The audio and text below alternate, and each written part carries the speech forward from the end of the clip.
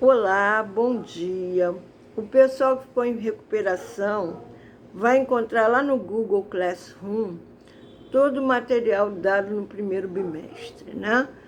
Sejam os slides que foram passados em aula e o texto básico que nós demos no primeiro semestre, que é o texto sobre composição visual. Então, aqui nós vamos dar alguns esclarecimentos para que o aluno que não compareceu às aulas possa ter uma ideia geral do que nós apresentamos nesse bimestre.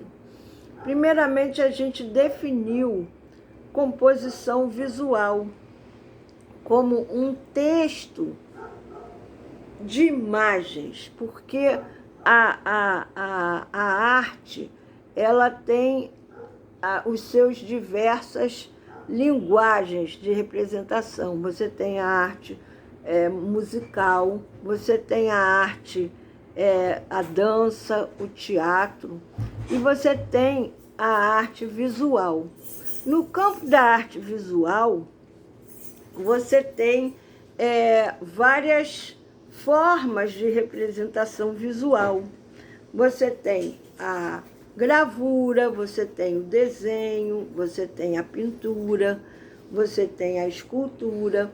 Agora, essas representações, elas podem acontecer em espaços diferentes. Você tem o espaço plano. O que é o espaço plano? É o muro, a parede, a caverna, onde tudo começou. As primeiras obras de arte foram pintadas nas cavernas. E você tem a folha de papel, que é o espaço plano que nós trabalhamos em sala de aula, com desenho, com pintura.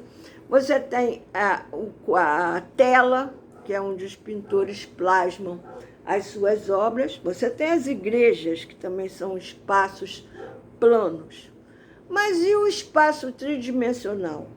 O espaço tridimensional é o espaço por onde a gente vive, por onde a gente anda. Então, lá são criadas e plasmadas as esculturas, ou como muitos preferem, as estátuas. Então, você tem desde esculturas monumentais, como o Cristo Redentor, que está lá no Corcovado, como você tem miniaturas criadas pelos nossos ancestrais no período paleolítico. Eram quase amuletos, em que eles criavam formas, muitas vezes como talismãs. Então, toda a arte, toda a criação artística, ela só existe dentro de um panorama cultural. E, afinal, o que é um panorama cultural? Primeiro, a gente tem que definir o que é cultura. A palavra cultura vem de cultivar. Cultivar o quê? A terra. É lá quando o homem começa a plantar, é que se cria a cultura. Não que antes não houvesse, já que nós estamos falando, por exemplo, que no Paleolítico se pintava nas cavernas, se faziam pequenos talismãs. Mas quando o homem se fixa à terra, quando ele se torna sedentário, ele começa a ter um ritmo de vida que está muito focado na plantação. Então, você tem a época de plantar, você tem a época de colher, e em cada um desses momentos, os grupamentos humanos, eles se reúnem, eles fazem festas, eles criam, digamos assim, narrativas para cada um desses momentos. E, por outro lado, o homem também começa a criar utensílios para guardar as sobras daquilo que ele planta. Então surge a cerâmica, surge a cestaria.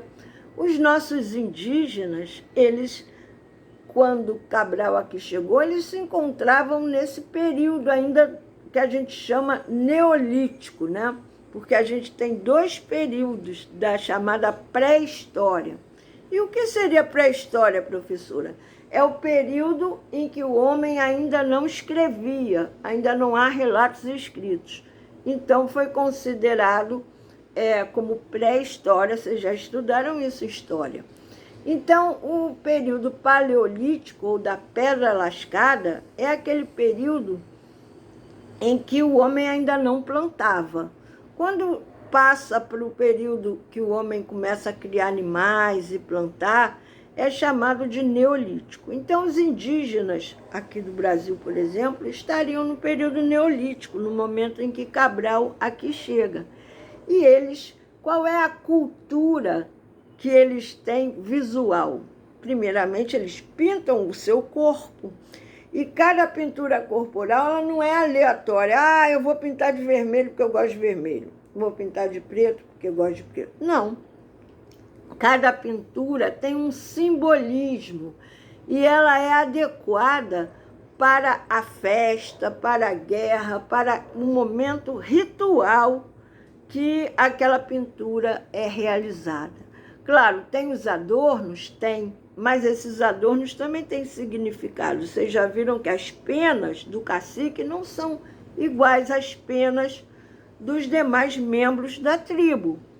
Então, cada tribo também tem a sua forma de usar as penas, de usar as cores, de usar os cabelos. E isso nos faz lembrar que a gente continua vivendo em tribos, embora a gente esteja numa cultura urbana. Os times de futebol, por exemplo, não são espécies de tribos, cada qual com a sua bandeira, com o seu simbolismo. Então, o homem, ele vive em cultura, desde o momento em que ele transforma tudo em símbolos.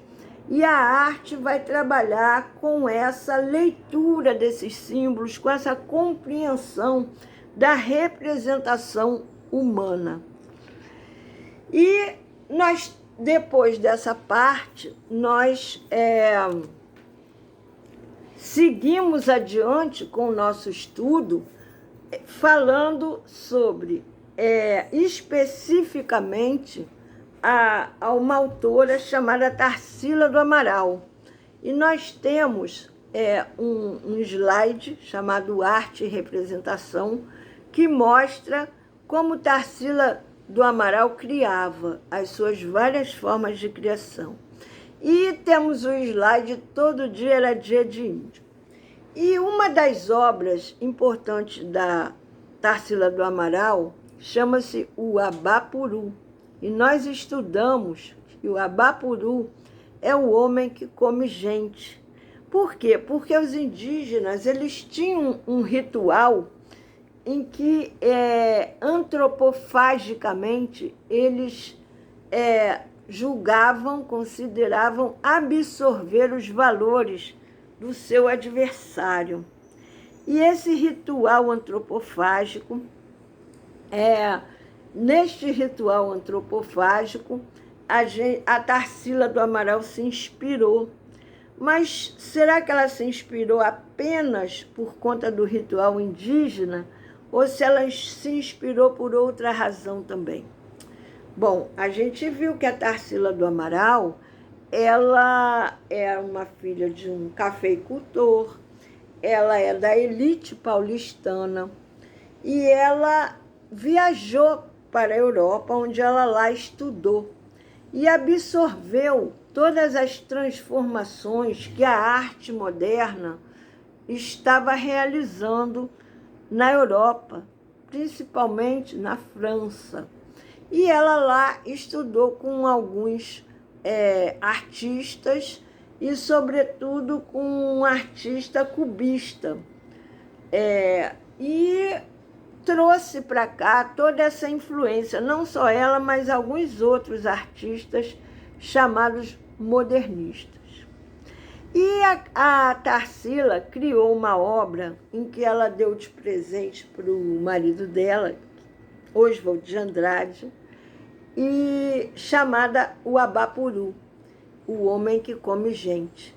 E essa obra, ela também faz referência a nós brasileiros, nessa capacidade que a gente tem de absorver os valores, as novidades representadas pela arte na Europa e trazê-las para o Brasil e transformar essa arte numa arte brasileira. Então, vocês vejam, assistam esses slides e depois eu quero que vocês criem, e eu vou botar atividade no Classroom, atividade de recuperação.